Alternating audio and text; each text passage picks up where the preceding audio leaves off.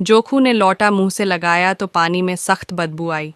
गंगी से बोला, ये कैसा पानी है, मारे बांस के पिया नहीं जाता। गला सूखा जा रहा है और तू सड्ढा पानी पिलाए देती है। गंगी प्रतिदिन शाम पानी भर लिया करती थी। कुआं दूर था, बार बार जाना मुश्किल था। कल वह पानी लाई तो उसमें बू बिल्कुल न थी। आज पानी में बदबू कैसी। लोटा नाक से लगाया तो सचमुच बदबू थी। जरूर कोई जानवर कुएं में गिरकर मर गया होगा, मगर दूसरा पानी आवे कहाँ से। ठाकुर के कुएं पर कौन चढ़ने देगा। दूर से लोग डांट बताएंगे, साहू का कुआं गांव के उस सिरे पर है, परंतु वहां भी कौन पानी भरने देगा। कोई तीसरा कुआं गांव में है नहीं। जोखू कई दिन से बीमार है। कुछ देर तक तो प्यास रोके चुप पड़ा रहा, फिर बोला, अब तो मारे प्यास के रहा नहीं जाता। ला थोड़ा पानी नाक बंद करके पी लूं।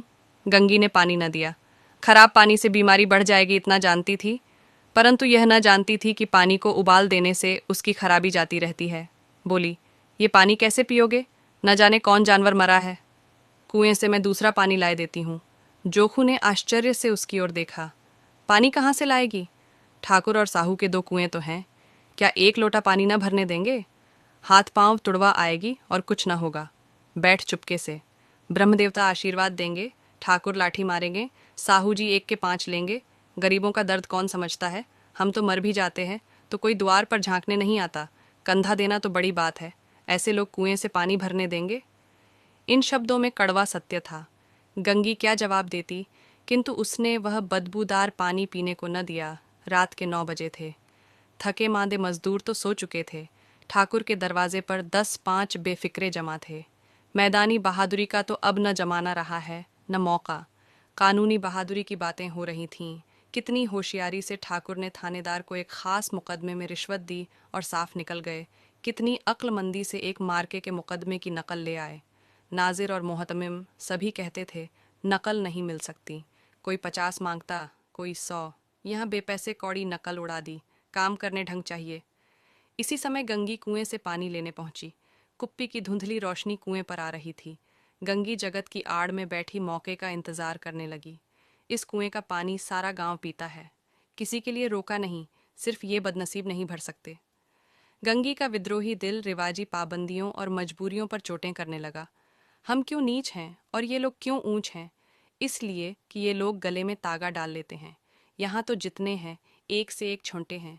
चोरी ये करें, जाल फरेब ये करें, झूठे मुकदमे ये करें। अभी इस ठाकुर ने तो उस दिन बेचारे गडरिये की भेड़ चुरा ली थी और बाद में मारकर खा गया। इन्हीं पंडित के घर में तो 12 मास जुआ होता है। यही साहू जी तो घी में तेल मिलाकर बेचते हैं। काम करा लेते हैं, मजूरी देते नानी मरती है। किस किस बात में हमसे ऊंचे हैं। हम गली गली चिल्लाते नहीं कि हम ऊंचे हैं, हम ऊंचे। कभी गांव में आ जाती हूँ तो रस भरी आंख से देखने लगते हैं, जैसे सबकी छाती पर सांप लौटने लगता है। परंतु घमंड यह कि हम ऊंचे हैं। कुएं पर किसी के आने की आहट हुई। गंगी की छाती धक धक करने लगी। कहीं देख लें तो गजब हो जाए। एक लात भी तो नीचे न पड़े। उसने घड़ा और रस्सी उठा ली और झुककर चलती हुई एक वृक्ष के अंधेरे साए में जा खड़ी हुई। कब इन लोगों को दया आती है किसी पर। बेचारे महंगू को इतना मारा कि महीनों लहू थूकता रहा। इसीलिए तो कि उसने बेगार न दी थी। इस पर ये लोग ऊंचे बनते हैं। कुएं पर स्त्रियां पानी भरने आई थीं। इनमें बात हो रही थी। खाना खाने चले और हुक्म हुआ कि ताज़ा पानी भर लाओ, घड़े के लिए पैसे नहीं हैं। हम लोगों को आराम से बैठे देखकर जैसे मर्दों को जलन होती है। हाँ, यह तो न हुआ कि कलसिया उठाकर भर लाते। बस हुक्म चला दिया कि ताज़ा पानी लाओ, जैसे हम लौंडियां ही तो हैं। लौंडियां नहीं तो और क्या हो तुम। रोटी कपड़ा नहीं पाती, 10-5 रुपये भी छीन झपट कर ले ही लेती हो। और लौड़ियाँ कैसी होती हैं। मत लजाओ दीदी, छिन्न भर आराम करने को जी तरस कर रह जाता है। इतना काम किसी दूसरे के घर कर देती तो इससे कहीं आराम से रहती। ऊपर से वह एहसान मानता। यहाँ काम करते करते मर जाओ, पर किसी का मुंह ही सीधा नहीं होता। दोनों पानी भरकर चली गईं तो गंगी वृक्ष की छाया से निकली और कुएं की जगत के पास आई। बेफिक्रे चले गए थे। ठाकुर भी दरवाज़ा बंद कर अंदर आंगन में सोने जा रहे थे। गंगी ने क्षणिक सुख की सांस ली। किसी तरह मैदान तो साफ हुआ। अमृत चुरा लाने के लिए जो राजकुमार किसी जमाने में गया था, वह भी शायद इतनी सावधानी के साथ और समझ बूझ कर न गया हो। गंगी दबे पांव कुएं की जगत पर चढ़ी। विजय का ऐसा अनुभव उससे पहले कभी न हुआ था।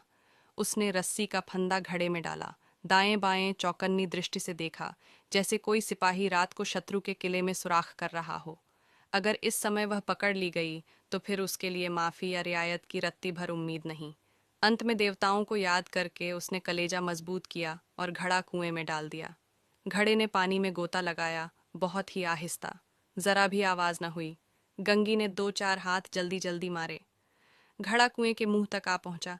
कोई बड़ा शहजोर पहलवान भी इतनी तेजी से न खींच सकता था। गंगी झुकी कि घड़े को पकड़कर जगत पर रखे कि एकाएक ठाकुर साहब का दरवाजा खुल गया। शेर का मुंह इससे अधिक भयानक न होगा। गंगी के हाथ से रस्सी छूट गई। रस्सी के साथ घड़ा धड़ाम से पानी में गिरा और कई क्षण तक पानी में हिलखोरे की आवाजें सुनाई देती रहीं। ठाकुर कौन है, कौन है, पुकारते हुए कुएं की तरफ आ रहे थे।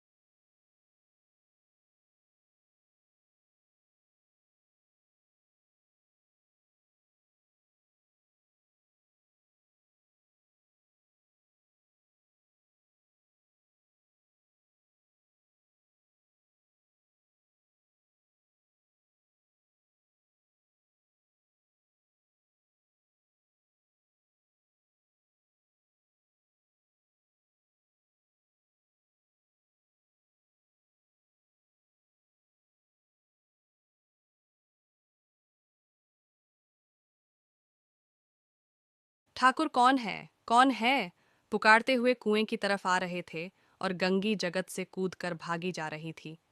घर पहुंचकर देखा कि जोखू लौटा, मुंह से लगाए वहीं मैला गंदा पानी पी रहा है।